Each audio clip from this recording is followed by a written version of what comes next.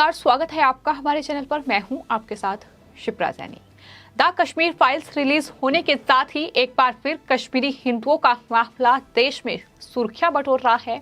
एक बार फिर लोग उनके लिए इंसाफ की मांग कर रहे हैं और इस बीच आपको बता दें, द कश्मीर फाइल्स रिलीज होने के बाद अब सुप्रीम कोर्ट में हिंसा की जांच के लिए एक पुनर्विचार याचिका दायर की गई है। यानी 1990 में जम्मू कश्मीर में जो कश्मीरी हिंदुओं का नरसंहार हुआ उसकी दोबारा जांच की जाए, ये मांग सुप्रीम कोर्ट में की गई है। कश्मीरी पंडितों के संगठन ने 1990 में नरसंहार की दोबारा जांच की मांग की है, तो वहीं दूसरी ओर तमाम राजनीतिक बयान भी इस पूरे मामले पर एक के बाद एक सामने आ रहे हैं। लेकिन जम्मू कश्मीर के पूर्व मुख्यमंत्री रह चुके कांग्रेस पार्टी के दिग्गज नेता गुलाम नबी आजाद का बड़ा बयान सामने आया है। उन्होंने कहा है कि कश्मीरी पंडित मारे गए हैं, बर्बाद हो गए, इससे इनकार नहीं किया जा सकता। यानी एक तरीके से गुलाम नबी आजाद ने कांग्रेस पार्टी की पूरी तरीके से पोल खोलकर रख दी, क्योंकि अभी तक यही कांग्रेस पार्टी ये दावा कर रही थी और कहीं ना कहीं इस पूरे जो त्रासदी जम्मू कश्मीर में 1990 में हुई उससे पल्ला झाड़ने की कोशिश में लगी हुई थी और इसके लिए आरएसएस और बीजेपी को जिम्मेदार ठहरा रही थी। लेकिन अब गुलाम नबी आजाद ने पूरी तरीके से कांग्रेस पार्टी की पोल खोलकर रख दी है। फिलहाल बात अगर सुप्रीम कोर्ट की जाए तो आपको बता दें, कश्मीरी पंडितों की एक संस्था है रूट्स इन कश्मीर, उन्होंने सुप्रीम कोर्ट में याचिका दायर की है जिसमें कहा गया है कि 24 जुलाई 2017 को सुप्रीम कोर्ट ने जो आदेश दिया था वो कानूनन गलत था और इस पूरे मामले की जांच, इस पूरी नरसंहार की जांच दोबारा होनी चाहिए। बता दें कि कश्मीरी पंडितों की संस्था ने जो सुप्रीम कोर्ट में ये क्यूरेटिव याचिका दायर की है, इसमें ये कहा गया है कि 2017 में आए कोर्ट के आदेश में बदलाव किया जाए।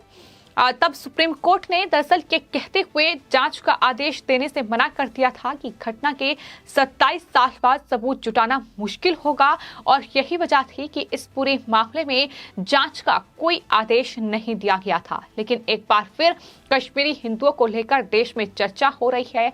द कश्मीर फाइल्स की जिस तरीके से बॉक्स ऑफिस पर सुपरहिट साबित हो रही है, कहीं ना कहीं देश में अब कश्मीरी हिंदुओं पर एक बार फिर चर्चा शुरू हो गई है, जहां एक तरफ लोग ये मांग कर रहे हैं कि उन्हें वापस कश्मीर भेजा जाए, वो वापस अपने घरों में लौटें, तो वही मांग ये भी हो रही है कि उन्हें इंसाफ मिले, इसकी मांग भी तेज हो गई है। क्योंकि एक बार फिर कहीं ना कहीं कश्मीरी हिंदुओं का वो दर्द, वो पीड़ा इस फिल्म के जरिए देखने को मिल रही है जो उन्होंने 1990 में वहां रहकर कहीं ना कहीं भुगता है, जिस तरीके से जिस त्रासदी का सामना उन्हें करना पड़ा है। और अब एक बार फिर कश्मीरी हिंदुओं पर चर्चा तेज हो गई है और इसी कड़ी में जो याचिका दायर की गई है उसमें कहा गया है कि सुप्रीम कोर्ट ने 33 साल बाद 1984 के सिख दंगों की जांच करवाई, उसी तरह इस मामले की भी उपेक्षा नहीं की जानी चाहिए। संस्था की तरफ से यह भी कहा गया है कि 24 जुलाई 2017 को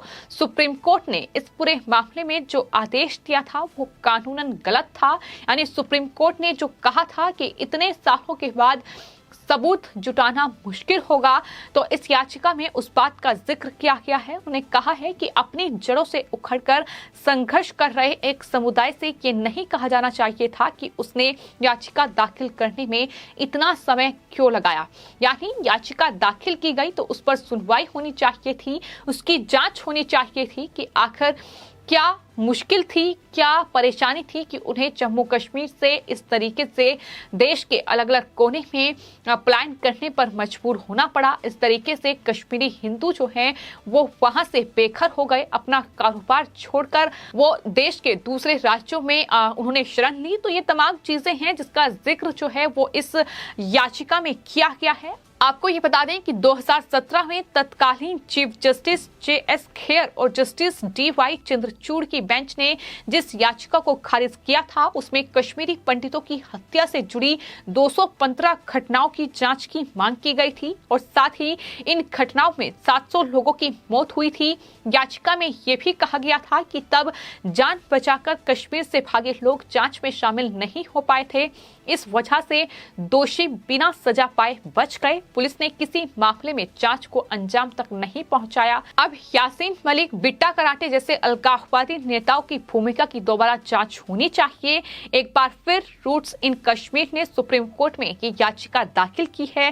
क्यूरेटिव याचिका दाखिल करने के पर्याप्त आधार की पुष्टि के लिए वरिष्ठ वकील से सर्टिफिकेट लेना जरूरी होता है और इस मामले में वरिष्ठ वकील और सुप्रीम कोर्ट बार एसोसिएशन के अध्यक्ष विकास सिंह ने ये सर्टिफिकेट दिया है। लेकिन इस याचिका के साथ ही एक बार फिर ये सुगबुगाहट तेज हो गई है कि आखिर सुप्रीम कोर्ट अब इस याचिका पर क्या सुनवाई करेगा। लेकिन फिल्म में हमने देखा है कि किस तरीके से बिट्टा कराटे और यासीन मलिक जैसे जो अलगाववादी नेता थे, उन्होंने दरअसल इस तरीके से कश्मीरी हिंदुओं का नरसंहार किया, इस तरीके से कश्मीरी हिंदुओं को मौत के घाट उतारा। और बिट्टा कराटे का किरदार जिस तरीके से फिल्म में निभाया गया है, जिस तरीके से दिखाया गया है, ये रियलिटी है, इस तरीके की ये सच्चाई है जो अभी तक छिपाई गई थी। लेकिन एक बार फिर ये नाम सामने आ रहे हैं, बिट्टा कराटे हो या यासीन मलिक हो, कि किस तरीके से उन्होंने वहां कश्मीरी हिंदुओं को या तो धर्म बदलने पर मजबूर किया,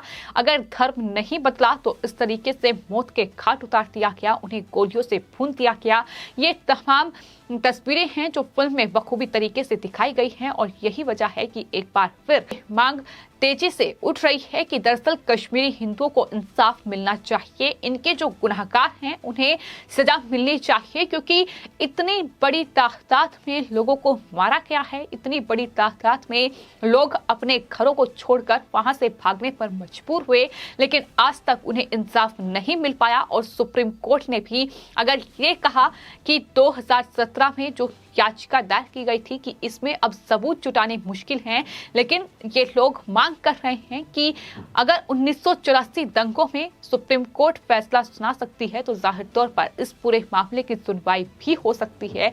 यही वजह है कि लगातार इस तरीके की मांग की जा रही है। फिलहाल आपको बता दें, कश्मीर पर जो ये फिल्म बनी है द कश्मीर फाइल्स, जिसमें कश्मीरी हिंदुओं के नरसंहार की पूरी कहानी को बयां किया गया है, पूरी कहानी तो नहीं लेकिन अब जिस तरीके से द कश्मीर फाइल्स हम सब के सामने हैं, जिसमें कश्मीरी हिंदुओं पर जो नरसंहार हुआ, कुछ कहानी जो है इस फिल्म में दिखाई गई है और साफ तौर पर लोग ये कह रहे हैं कि ये पूरा सच नहीं है, बल्कि ये मात्र 5% सच है जो दिखाया गया है, यानी 5% वो हिस्सा है जो फिल्म में दिखाया गया है। लेकिन इससे भी बुरा हाल वहां कश्मीरी हिंदुओं का हुआ है, जो कि जाहिर तौर पर बहुत बर्बरता वहां तमाम जो कश्मीरी हिंदू थे उनके साथ हुई है। और इस बात का जिक्र जम्मू कश्मीर के पूर्व मुख्यमंत्री गुलाम नबी आजाद की ओर से भी किया गया है। इंडिया टुडे से बातचीत करते हुए गुलाम नबी आजाद ने ये कहा है कि कश्मीर का नुकसान हुआ है और इससे इनकार नहीं किया जा सकता। उन्होंने साथ ही ये भी कहा कि कश्मीरी पंडित मारे गए, बर्बाद हो गए, इससे भी इनकार नहीं किया जा सकता। संसद में जब भी कश्मीर पर चर्चा हुई है और कहा गया है कि कश्मीरी पंडितों के बगैर कश्मीर अधूरा है, ये जिक्र गुलाम नबी आजाद की ओर से भी किया गया। और उन्होंने कहा कि क्योंकि ओरिजिनल कश्मीरी जितने मुसलमान हैं वो सब कन्वर्ट हो गए कश्मीरी पंडितों से।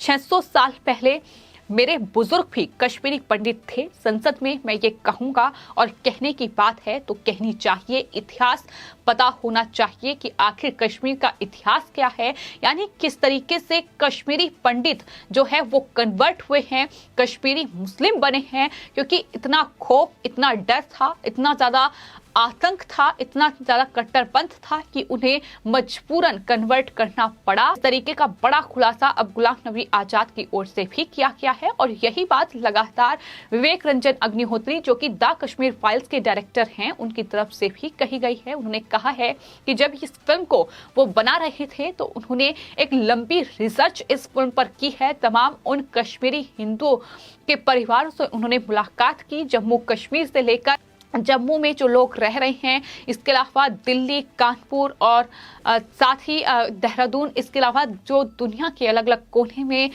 कश्मीरी हिंदू परिवार बसे हुए हैं, उन तमाम लोगों से उनकी मुलाकात हुई है और एक लंबी रिसर्च के बाद ये फिल्म बनी है, जिसमें उन्होंने भी इस बात का जिक्र किया था कि किस तरीके से वहां उन्हें धर्म परिवर्तन करने पर मजबूर किया गया और जिसने ऐसा नहीं किया तो उन्हें मौत के घाट उतार दिया गया। यही तस्वीर हम फिल्म में भी देखते हैं और कहीं ना कहीं यही वजह है कि लोग लगातार अब कश्मीरी हिंदुओं के लिए इंसाफ की गुहार लगा रहे हैं। लेकिन फिलहाल सुप्रीम कोर्ट में ये याचिका दायर की गई है जिसमें ये मांग की गई है कि सुप्रीम कोर्ट 1990 के नरसंहार की दोबारा जांच करे। फिलहाल आपकी इस पूरे मामले पर क्या राय है, हमें कमेंट बॉक्स में जरूर लिखें और चैनल को सब्सक्राइब करें। धन्यवाद।